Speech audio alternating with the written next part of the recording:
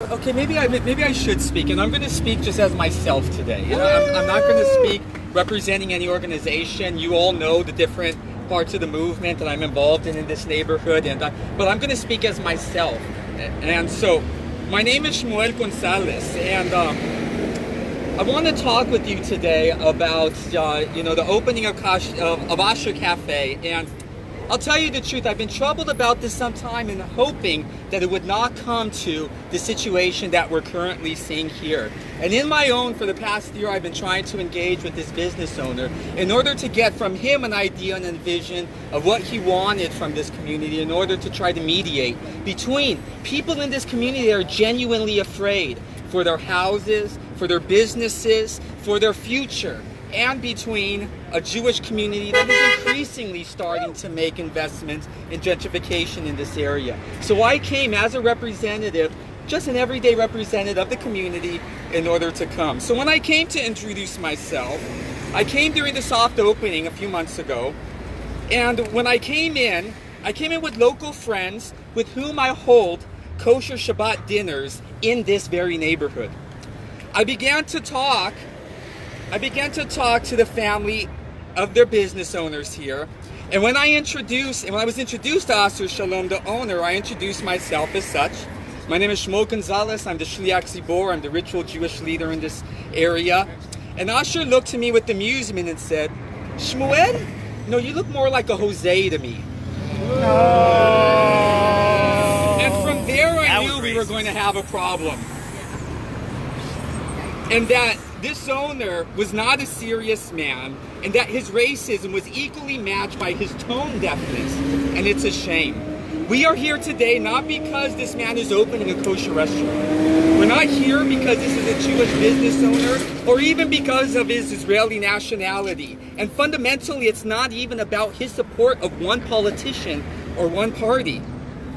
What it is about is many of us are here because we object to the ejecting of anti-refugee, anti-immigrant sentiments into our community. Asher Shalom has chosen to use his business account to spread some of the most vile political positions and thereby attach his branding as an endorsement of those policies, positions, and politics. And it is therefore disingenuous for him to go on television and to say that he doesn't see the connection between coffee and politics. And this is unfair. This is unfair because he says that he's only here for peace, but he's bringing a great level of dispeace in our community, if there is such a word.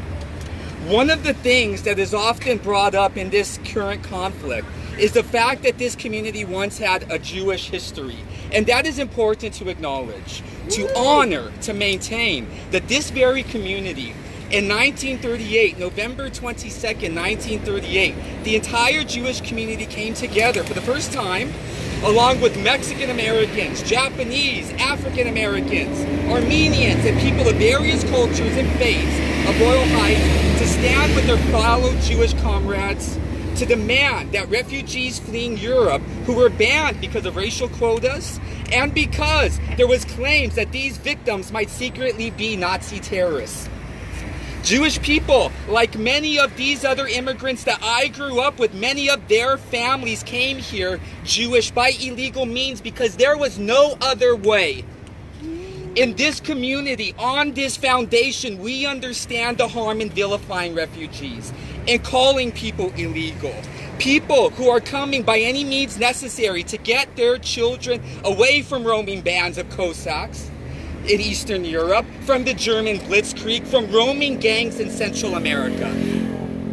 No person is illegal. Being a refugee is not illegal. At least it wasn't treated as being illegal until the callous policies of this Trump administration began to be rolled out. Asher Shalom once posted Tripp's critique of the judicial system for letting in so many refugees. What this shows is that they are not just interested in illegal immigration, they have a problem with even legal immigration of marginalized people. I have one thing to say from them, from the Torah. The Torah in the book of Devarim, the book of Deuteronomy says, Aron matem mishpat geltotam, v'armana, v'kol almal kol ha'am, Amen. Cursed be he who perverts the judgment of the alien, the immigrants, and the orphans and the widows, and let all the people say Amen. I want to leave you with one idea right here, and I'm just going to talk off of the top of my head. It is very important that us as a community, we come together to be able to talk about these issues, not just to be yelling at each other, because the reality is this community, even though this protest is not a manifestation of anti-Semitism, let me be the first to admit that the Latino and Jewish community has a long distance from each other. Socioeconomically, there's a big distance from each other. And if we allow this to get out of hand, it could devolve into riots, which put us all at risk. 15 years ago, on this very wall across the street in which Asher has put his new lot on, there was an anti-Semitic mural that went up with a man with the hook nose, a yarmulke, Star of David, payas, and his hand out saying "La renta."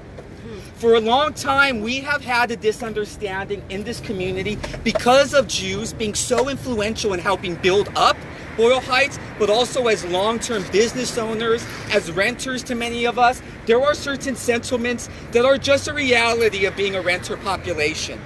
And oftentimes we have not seen eye to eye. But what we need to do is not let it get to the point that we are destroying this community in the form of violence, in the form of aggression and riots. Because I'll tell you, a lot of leftists believe that that will bring about some type of catharsis that's going to bring down capitalism. Hell no. What it will do is leave Boyle Heights, South LA, and every other community scarred for more callous gentrification to come in. We need to unite on a cause against nationalism, and that sometimes means starting with us. Against racism, that we can't see ourselves in each other. But it's important that we do acknowledge, and that I do acknowledge as a Jewish person, that I'm getting very nervous that we are starting to have, again, Jewish people returning to the community, which should be a great joy to me. However, it's coming as a great level of fear because we are not talking to each other. We're not resorting to our heritage. I want to leave you on this thought of what we have the potential for. After World War II, the Jewish community was in the same position with Latinos as we are today, being forced into a community in which there was not more housing after World War II. Everyone coming back jammed into a segregated community in which there was a disparagement in housing. And you know what? Between Latinos and Jews, we almost ate each other alive. That's the God-honest truth. And you know what? We build a coalition. And you know what we did together? Between the monies of what we would know, the Jewish Federation, with Saul Alinsky's Industrial Areas Foundation, we were all able to bring Mexican Americans, Japanese people, Armenians, and all together to create the Community Service Organization, specifically to address police brutality and housing inequality in this neighborhood. We did that all together, and mostly funded by Jewish money. Why? Not because Jews are endless idealists, but because we understand that we must address the underlying issues so that we do not get at each other's throats about it. Our time is now, people. We need to stand up and we need to reunite these bonds again. Why? Because what can come out of this? Out of the CSO in this neighborhood, through that challenge of housing, through that, do you know what we got? We got Edward Roybal, who had achieved not just going to City Hall, but to Congress. We got Cesar Chavez and Dolores Huerta. We got all of this experience by putting our knowledge together. It is a moment for us to come together to stand against anti-refugee hate and fear, anti-immigrant sentiment, but also the nationalism that is being promoted from the top down in order to divide and segregate this country like it did in the 20th century. And on behalf of the Jewish people of Boyle Heights, I say, we are not going to go there. We stand together with you.